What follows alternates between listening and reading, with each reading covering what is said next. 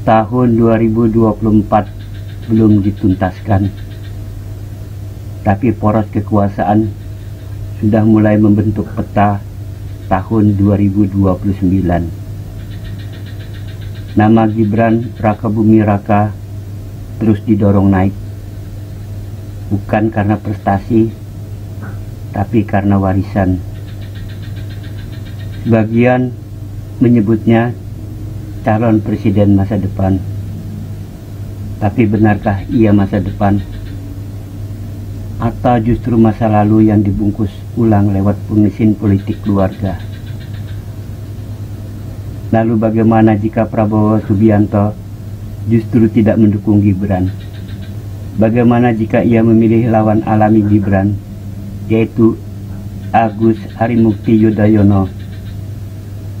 Ini bukan sekadar skenario biasa.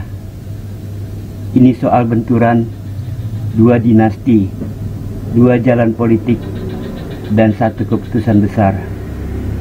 Apakah Prabowo akan meneruskan kompromi atau memutus rantai dinasti?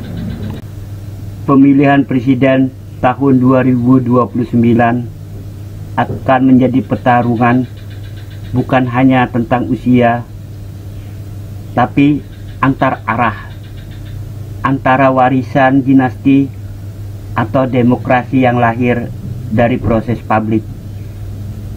Apakah Prabowo akan membiarkan politik dipimpin oleh hasil rekayasa, atau menyelamatkan bangsa dengan memilih pemimpin yang bersih dan teruji? Saksikan analisa tajam selengkapnya di channel ini.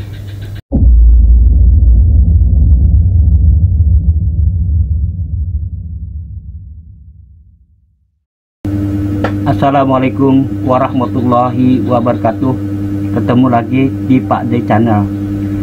Kali ini kita akan membahas tentang Agus Harimurti Yudhoyono versus Gibran Rakabuming Raka. Strategi Prabowo menyelamatkan demokrasi tahun 2029. Gibran Rakabuming Raka naik menjadi wakil presiden melewati putusan Mahkamah Konstitusi nomor 90 yang kontroversial. Sebuah putusan yang cacat sejak lahir. Ayahnya, Presiden Joko Widodo, diam. Pamannya, Anwar Usman, terlibat. Rakyat menyaksikan bahwa kekuasaan bisa dimodifikasi lewat jalur hukum yang disiasati.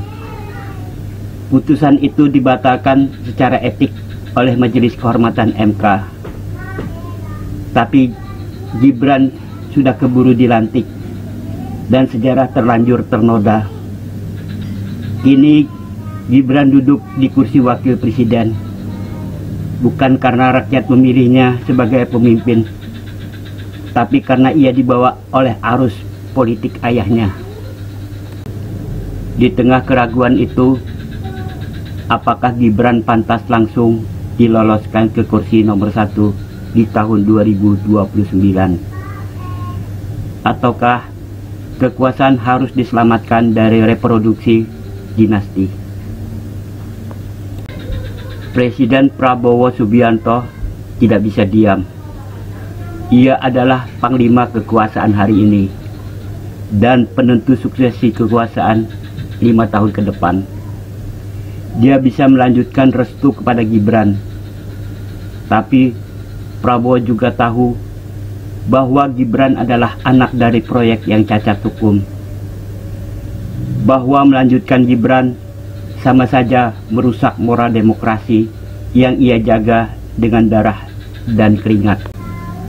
Maka muncul satu nama, Agus Harimurti Yudhoyono, purnawirawan muda TNI, Ketua Umum Partai Demokrat, dan sekarang adalah seorang Menteri Koordinator. Ia datang bukan dari pintu belakang hukum. Ia maju lewat jalur politik yang terbuka, meski pernah kalah di Jakarta. Kekalahan itu justru adalah kekuatannya, sebagai pertanda bahwa dia lahir bukan lewat jalur rekayasa kekuasaan. Sekarang mari kita bandingkan keduanya. Gibran adalah anak presiden yang naik lewat jalur MK, sementara Agus Harimurti Yudhoyono adalah anak mantan presiden yang naik dan berproses lewat jalur publik. Gibran punya citra muda, melek digital, dan dekat dengan rakyat kecil. Tapi jangan lupa, di baliknya ada jenjang media, modal, dan oligarki. Sementara AHY lebih sepi sorotan, tapi di belakangnya ada Partai Demokrat, ada reformasi, dan ada kredibilitas hukum. Gibran adalah simbol kekuasaan cepat. AHY adalah lambang kekuasaan yang dipahat secara perlahan. Inilah pilihan Prabowo, memilih anak singa yang tumbuh di dalam kandang, atau memilih pejuang muda yang dibentuk lewat perlawanan. Jika Prabowo ingin meninggalkan warisan besar, maka ia tidak cukup hanya berhasil memimpin. Ia harus berhasil menyelamatkan demokrasi dari jebakan dinasti. Caranya, pertama, perkuat citra AHY sebagai pemimpin alternatif muda dengan cara dorong AHY tampil dalam proyek strategi nasional. Serahkan peran besar agar publik melihat kompetensinya. Gunakan jaringan internasional dan militer untuk memperluas pengaruh AHY. Kedua, satukan koalisi Gerindra, Demokrat, PAN, dan partai netral lainnya. Jangan biarkan kekuatan elit lari ke kubu Gibran. Ketiga, bangun narasi besar bahwa tahun 2029 adalah ajang koreksi, bukan perpanjangan kesalahan. Jadikan Gibran sebagai simbol politik yang terlalu cepat tumbuh, dan jadikan AHY sebagai jawaban dari rakyat yang ingin pemimpin dengan integritas dan cerdas. Pada tahun 2029, kita akan melihat pertarungan besar antara anak Joko Widodo melawan anak Susilo Bambang Yudhoyono. Tapi ingat, ini bukan soal siapa dan anak siapa. Ini soal siapa yang layak, siapa yang bersih, siapa yang tumbuh lewat keringat, bukan rekayasa. Gibran mungkin punya angka survei, tapi tidak punya legitimasi moral. AHY mungkin belum dominan, tapi punya ruang untuk dipercaya oleh rakyat. Dan Prabowo, ia adalah sang pengendali, sang penentu apakah bangsa ini akan dilanjutkan oleh pemimpin politik warisan atau diselamatkan oleh kader hasil tempaan sejarah. Prabowo masih punya banyak waktu untuk memilih bukan sekadar calon, tapi adalah arah masa depan bangsa. Jika ia mendukung Gibran, sejarah akan menilainya sebagai pemimpin yang menyerahkan kekuasaan ke anak sahabatnya.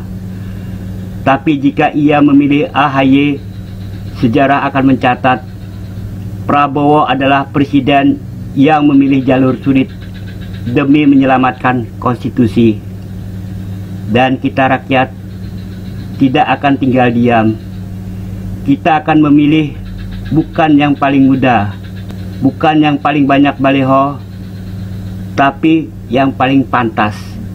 Karena demokrasi adalah hak rakyat, bukan hak warisan. Terima kasih telah menyaksikan video ini. Jika Anda suka, silahkan like. Jika ada pertanyaan, silahkan tulis di kolom komentar. Dan jangan lupa subscribe jika Anda ingin melihat video-video selanjutnya dari channel ini.